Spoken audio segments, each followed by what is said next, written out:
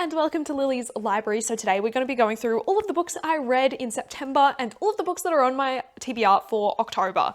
So we're going to start off with the 4 books I went through in September. I didn't really get to read too much. I was hoping to read more, but one of these books was a 900-page book, so I'm still counting that as a really good win. But we'll just go through them really quick. So the first book I finished reading was The Spear Cuts Through Water by Simon Jimenez. This was probably my least favorite out of these. I still rated this like 3.5 stars. I think this is just a book that I really will need to reread. But in this, we follow 2 characters who are basically shepherding this old god across this area that is kind of crumbling to this impending war and all this chaos, and they're being hunted by some of the emperor's sons. And it's really interesting. It's got a very unique and interesting narrative style, which is kind of what made me struggle with this a bit, because I really didn't understand what was happening and I just wasn't able to absorb the writing very well. This wasn't a fault of the book. This was more a fault of my brain. It's just been a lot with work lately, so I really haven't been able to connect with books that are kind of in this style and a bit more confusing, but I did enjoy it. I think it's really interesting and a unique and good book, but it's something I do really need to reread because I just really didn't absorb and connect with a lot of the things that happened in this. Next, I read a horror book, and that was They Bloom at Night. I really enjoyed this one. I rated this 3.75 stars. It was just short of 4. I don't really have a distinct reason for it. There was just something that didn't hit, but I still really loved it. So this is set in Mercy, which is I don't remember where in the US this is meant to be, but it's an area that's kind of being ravaged by this hurricane and stuff, and it's completely changed the climate here. There's more rain and all sorts of things, and it's also brought on this really weird red algae bloom that is fucking up things pretty much. And our main character, Noon, and their mother are tasked by the kind of corrupt leader to hunt down this creature or these people that are making people disappear or killing them. And we kind of follow Noon as they look and try to discover what is going on with this red algae and where these people have gone, and also kind of discover and go through the changes that are happening within themselves. We've got a lot of queer representation in this as well, which I really loved, and a lot of Vietnamese folklore is mixed into this as well, with the ocean and everything, which I found really interesting. This is very gross and horrifying in the perfect ways. It's kind of very reminiscent of Our Wives Under the Sea and also What Moves the Dead. So I think if you liked those, you will like this. It is different, but it's got a lot of similarities to those. And I think it's just a really perfect book to get into for Halloween because it's just so well done. It's a really nice coming of age story as well about acceptance and identity that I really just enjoyed. Next, I ended up reading volume 2 of The Apothecary Diaries. I really enjoyed this. I love this series so much. I'm going to slowly start making my way through the rest of the manga and also pick up the light novels, I think, especially since the light novels have a lot more of this story out and published. So I think I'll try and read that while we wait for season 3. But this is really cute. This is really fun. I love Mao Mao and Jinchi so much. And it's just a really fun series that I will definitely be continuing. The final book and the big book that I read was The Ship of Destiny by Robin Hobb. This is the 3rd and final book in the Live Ship Traders, and this was absolutely fucked up. I did not expect what happened to happen, and it was honestly quite a lot to read. So if you are delving into this trilogy, I would definitely recommend checking the trigger warnings, especially for book 3, because there are some very horrendous things that happen on page that I personally struggled a lot with. But I really enjoyed this trilogy overall. This was by far my favorite book in it, just because the first 2 books were pretty slow and kind of setting up and building up to everything. But this was absolutely perfect. It was spectacular. This series is incredible. It's so good. I cried quite a few times as well. I'm just in awe of these books. I am very sad to be leaving behind a lot of these characters. I hope they do come back in later books in the realm of the Elderlings, but I am excited to move on to the next book and to return to some beloved characters. But this was just absolutely fantastic. I rated this 5 stars. Just my favorite book of the month. Now, in October, me and my partner are actually going to be going on a 3-week holiday to Japan and South Korea, so I don't know how much time I'll have for reading while we're there. I'm hoping to get a bit done on like the train and planes and that kind of stuff, since we are getting like a few different flights and going to different cities that require longer transport days. So I'm hoping that I can get some decent reading done there. But that being said, I have already read 2 books this month. The first book was a carryover from last month that I ended up finishing last night, and that was Ghost Cities. This is by Xiang Lu. This is really interesting, very confusing as well. I think this is a book I would definitely reread in the future because it's just so interesting and unique. This is kind of inspired by ghost cities, which are in uninhabited megacities in China. And we follow an Australian Chinese man who is working in the Chinese embassy in Sydney and ends up getting fired because they discover he doesn't actually know Chinese and has been using Google Translate to kind of do his job. It's really interesting and kind of sparks this whole hashtag bad Chinese thing on like Chinese social media, and it blows up. He's then approached by this director to go and live and work in one of these mega cities.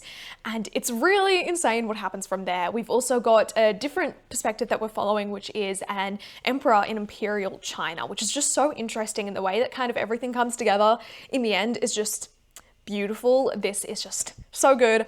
I really want to read the author's other book, The Whitewash, as well, but I found this one to be really intriguing and something I would love to reread. I believe, from what I've heard, is that it's kind of written in the style of a Chinese, maybe not a Chinese epic, but some kind of more traditional Chinese storytelling, which I need to look into, but really interesting and unique book. Then I've also got The Hunchback. This is by Sao Ichikawa. This is translated by Polly Parton. This was a really interesting and entertaining read and very thought-provoking as well. This is a very short translated work. It's translated from Japanese, and in this we follow a 40-year-old woman who was born with a congenital muscle disorder, and we follow her. She's kind of living in this group home and stuff that her parents ended up buying and she now owns, and we follow her. She's kind of trying to be seen as an adult, really. It explores a lot of what it means to be disabled in Japan, what it means to be a disabled woman at that, as well as like sexuality and sex, and something that I think a lot of people would love.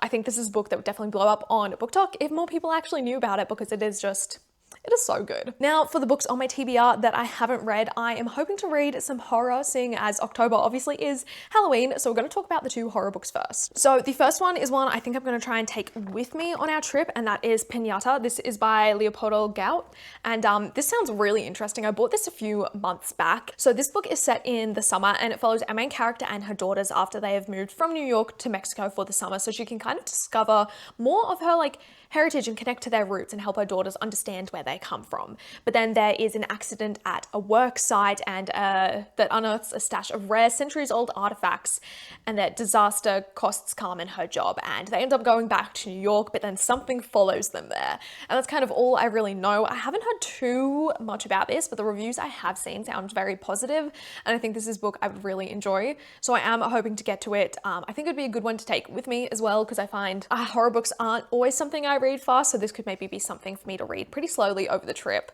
but we'll see how we go. I'm also hoping to read The Reformatory by Tanana Reeve Dew. This is one of the books that I was hoping to read this year on my like 12 books to read in 2025 that I've absolutely failed at. It's also on my 10 before the end, which is the 10 books I want to read before the end of the year.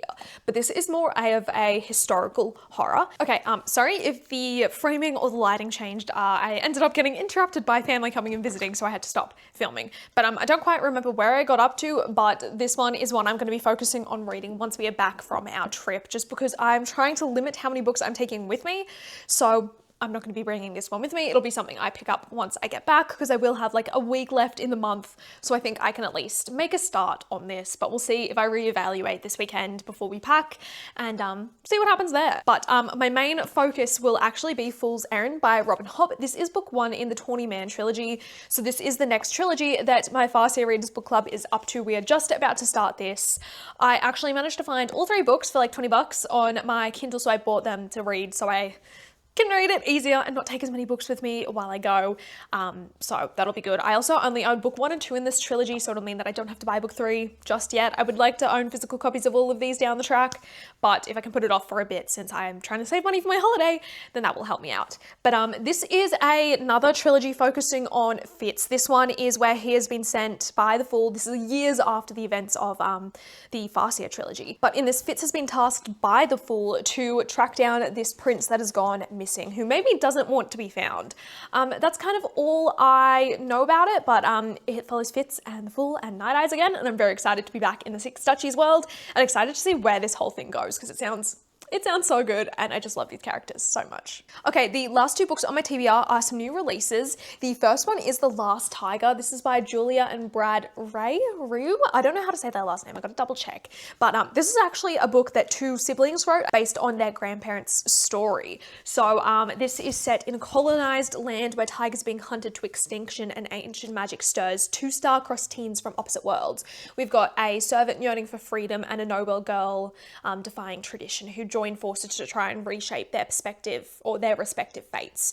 So this is kind of based on the Japanese occupation of Korea and that kind of time period in history, and it follows it's a fictionalized, fantasized version of their grandparents' story, and it sounds really nice and sweet, and I've heard really good things about it. I saw them teasing it and marketing it for ages and just knew this is something that I need to pick up. It's also got the most stunning cover, like it's so reflective and like, oh, beautiful, and then also got these gorgeous sprayed and stenciled edges. I'm obsessed. So I think this is going to be one of the ones that I take on the plane with me to read because I don't know how much reading I'll get done, but YA I can read typically quite fast, so I think this would be a good read for me to bring with me. Then the last book I have on my TBR for the month is Among the Burning Flowers by Samantha Shannon. This is the newest book in the Roots of Chaos cycle or series, and this one is a direct prequel to Priory of the Orange Tree. So this one specifically is focusing on the events leading up to it. This is when the Draconic army awakens and the Draconic plague kind of starts happening. So I'm very intrigued by this one. This is one I'm going to be leaving home as well though to read once I'm back, because I feel like if I can get through the other books on my TBR while I'm away, I should easily be able to get to this one and the Reformatory once I'm back, but we'll see. I'm just excited for this one. But those are all of the books I read in September and the pretty giant stack of books I'm hoping to read in October. I think it's a good sign that I have already been able to finish them. Mind you, one of them I did read most of it in September, and the other one is less than 100 pages, but I'm hoping that throughout all the traveling and everything, I'll get a bit more time to read. Like I said, I'll probably be doing a lot of my reading on the plane as well as the train and stuff like that, because we're getting 4 flights total throughout the trip. Obviously the ones there and then back, and then the ones between Korea and Japan. So we have plenty of time there, same with the trains, because I'd like to try not to use my phone as much, just so I can save battery for actual other things that I want to do. So I'm going to definitely be focusing on reading, but yeah, we'll go through more of that in a different video because I will be doing a pack with me sort of thing. So we'll go through the items I'm taking, like clothes and outfits, and then also the books I am taking with me and other entertainment things. But yeah, that is it for this video. I hope you guys enjoyed. Make sure to like, comment, and subscribe, and I will see you all next time. Goodbye.